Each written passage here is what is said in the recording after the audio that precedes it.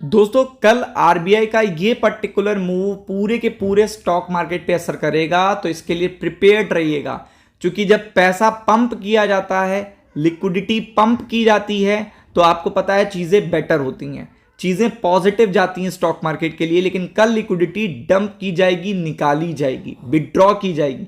और क्या मैं बात कर रहा हूं क्या 20,000 करोड़ की, क्या मैं बात कर रहा हूं 40,000 करोड़ की? नहीं, मैं बात कर रहा हूं 1,00,000 करोड़ की। कितनी बात कर रहा हूं मैं? 1,00,000 करोड़ की मैं बात कर रहा हूं।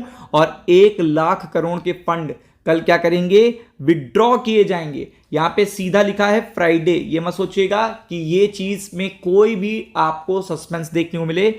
फ्राइडे लिखा है और जितने भी सरप्लस फंड हैं उनमें से 1,00,000 करोड़ क्या देखेगा? जो फंड है वो साफ साफ देखने को मिल रहा है। स्टेटमेंट आप देख लीजिए, विड्रॉ किया जाएगा। गूगल पे सर्च कर लीजिएगा ये इंफॉर्मेशन।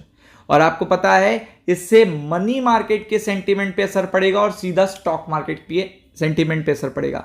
इसको इस तरीके से समझिए कि करेंसी का फ्लो जितना ज्यादा देखिएगा बैंकिंग सिस्टम में रहता है, उतना ज्यादा स्टॉक मार्केट के लिए पॉजिटिव अपडेट होती है।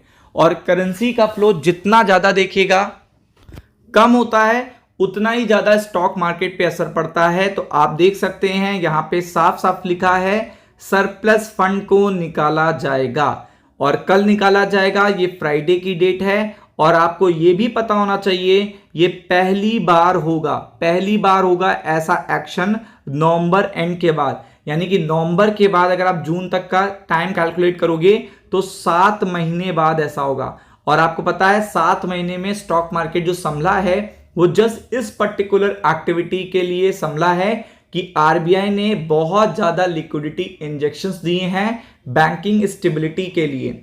इस कारण से स्टॉक मार्केट संभला है। तो अब ये पहली बार 7 महीने में होगा।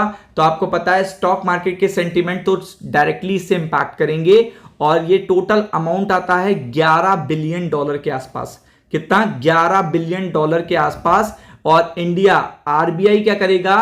कंडक्ट करेगा 7-डे VRR for ₹1 trillion on Friday. कल से स्टार्टिंग होगी। और आपको पता है कि इसका सीधा जब भी देखिएगा आरबीआई कोई भी ऐसा बड़ा एक्शन लेता है जो क्वांटिटेटिव एक्शन है। क्वांटिटेटिव मतलब क्या होता है? आरबीआई के पास 2 टूल हैं, एक क्वांटिटेटिव टूल है, एक क्वालिटेटिव टूल है।